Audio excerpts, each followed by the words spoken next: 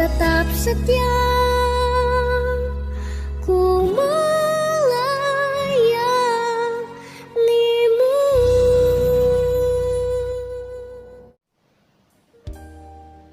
Salam kasih, hai saudara yang diberkati Tuhan. Selamat bergabung dalam pelayanan Rema Minggu. Saat ini kita akan membaca firman Tuhan. Kita akan merenungkannya bersama-sama sesuai dengan pembacaan MTPJ Sinode Gereja Masehi Injili di Minahasa. Firman Tuhan terdapat dalam Kisah Para Rasul pasal 5 ayat 1 hingga ayatnya yang ke-11. Sebelum kita membaca, sebelum kita merenungkannya, mari berdoa. Tuhan, Engkaulah kebenaran itu yang kami temui dalam setiap pembacaan kitab suci. Kami mau diubahkan dan kami mau diberkati dalam perjumpaan bersamamu, dan kami mau hidup dalam kebenaran. Karenanya, perdengarkanlah sabda-Mu bagi setiap kami saat ini. Roh Kudus-Mu beserta, dalam nama Tuhan Yesus. Amin. Saudara, Kisah Para Rasul pasal 5 ayat 1 sampai ayat 11, demikian firman Tuhan yang berjudul Ananias dan Safira. Ada seorang lain yang bernama Ananias. Ia beserta istrinya Safira menjual sebidang tanah. Dengan setahu istrinya, ia menahan sebagian dari hasil penjualan itu dan sebagian lain dibawa dan diletakkannya di depan kaki rasul-rasul. Tetapi Petrus berkata, "Ananias, mengapa hatimu dikuasai iblis, sehingga engkau mendustai Roh Kudus dan menahan sebagian dari hasil penjualan tanah itu? Selama tanah itu tidak dijual, bukankah itu tetap kepunyaanmu? Dan setelah dijual, bukankah hasilnya itu tetap dalam kuasamu? Mengapa engkau merencanakan perbuatan itu dalam hatimu?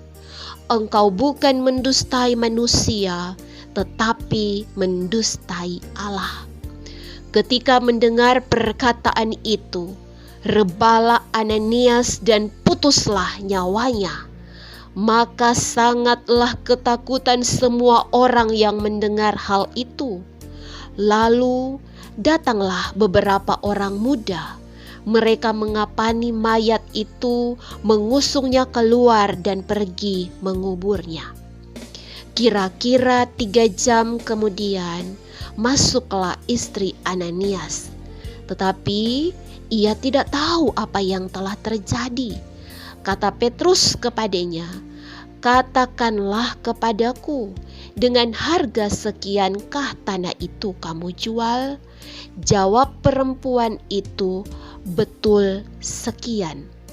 Kata Petrus, "Mengapa kamu berdua bersepakat untuk mencobai roh Tuhan?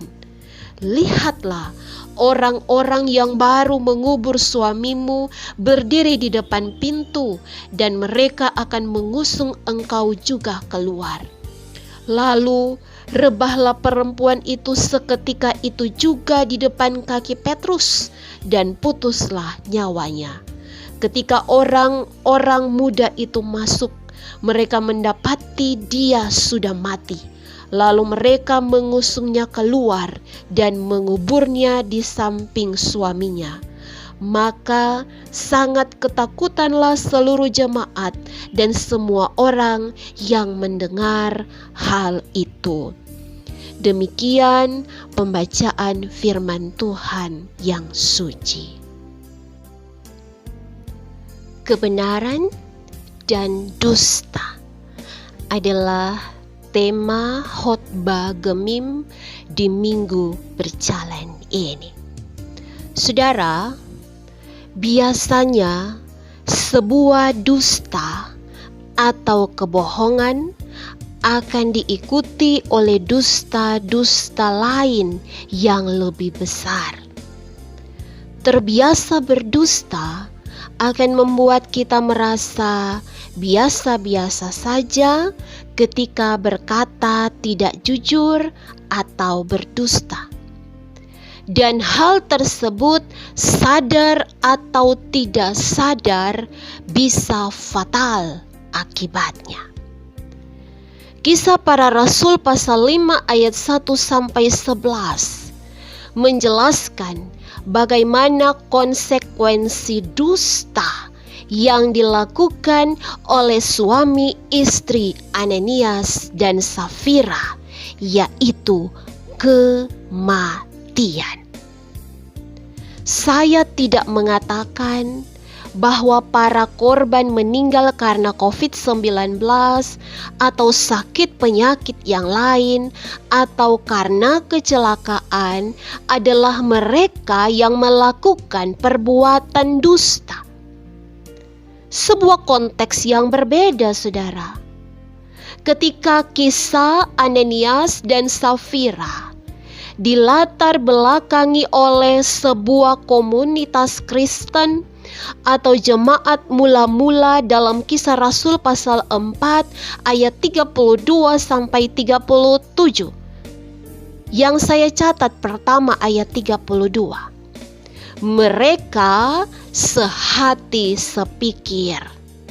Dorang baku lia, baku tolong, baku topang, baku perhatikan. Yang kedua di ayat 33 dari Kisah Rasul pasal 4. Mereka hidup dalam kasih karunia yang melimpah-limpah melalui kesaksian para rasul. Dorang badengar, endak kepala batu, ndak jabekeng diri, kong rasa lebih pandai dari para rasul. Dan para rasul dilihat sebagai utusan Allah. Dorang hormat, dorang segan kepada orang-orang yang diurapi oleh Allah. Yang ketiga di ayat 34 Kisah Rasul pasal 4. Tidak ada yang berkekurangan dalam komunitas jemaat mula-mula karena setiap orang menjual kepunyaannya, meletakkannya di depan kaki Rasul yang lalu membagikannya kepada setiap orang sesuai dengan keperluannya.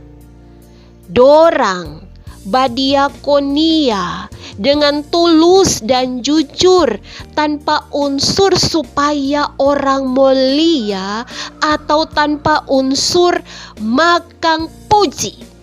Dan inilah yang disebutkan oleh kebenaran firman Tuhan sebagai sebuah kebenaran.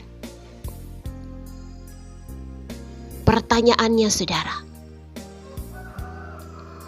mengapa Ananias dan Safira sebagai bagian dari komunitas jemaat mula-mula berdusta?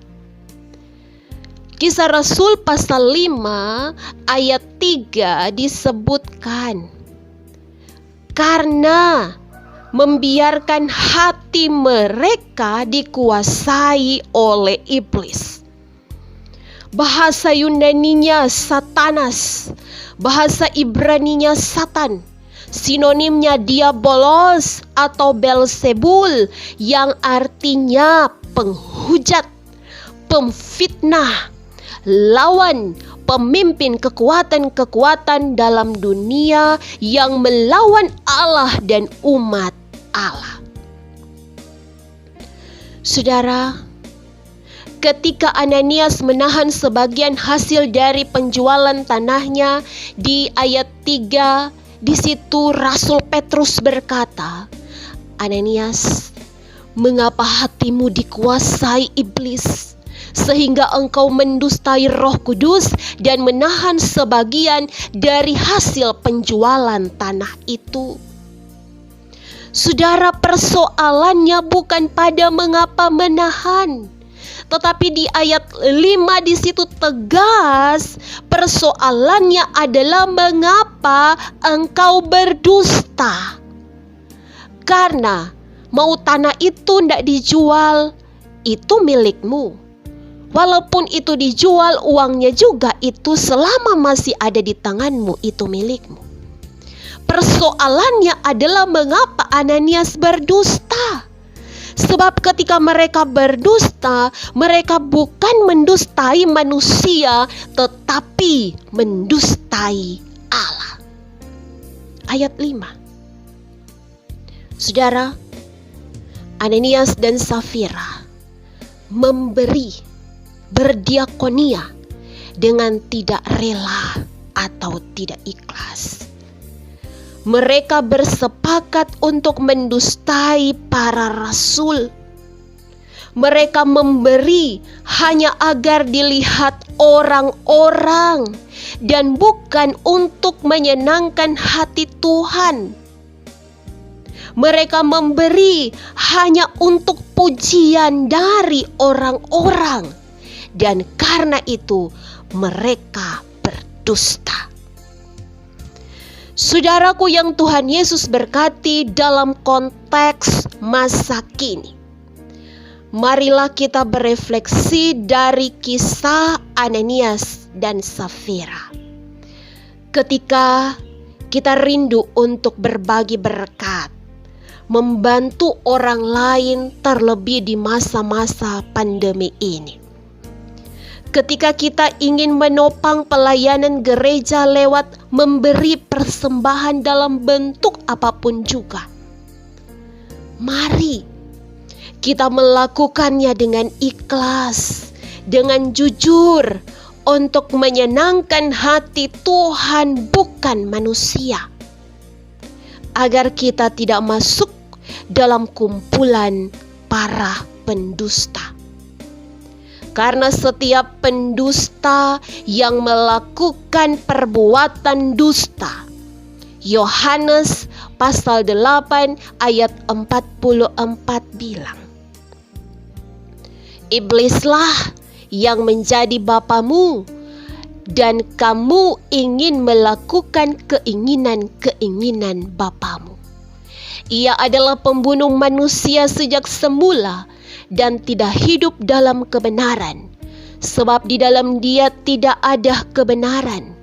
Apabila ia berkata dusta, ia berkata atas kehendaknya sendiri, sebab ia adalah pendusta dan bapa segala dusta." So, pastikan kembali, apakah kita adalah anak-anak Tuhan atau anak-anak setan. Amin. Mari kita berdoa. Bapa kami yang di sorga, dikuduskanlah namamu. Datanglah kerajaanmu. Jadilah kehendakmu di bumi seperti di sorga. Berikanlah kami pada hari ini makanan kami yang secukupnya. Dan ampunilah kami akan kesalahan kami, seperti kami juga mengampuni orang yang bersalah kepada kami. Dan janganlah membawa kami ke dalam pencobaan, tetapi lepaskanlah kami daripada yang jahat. Karena Engkaulah yang empunya kerajaan dan kuasa dan kemuliaan sampai selama-lamanya. Amin.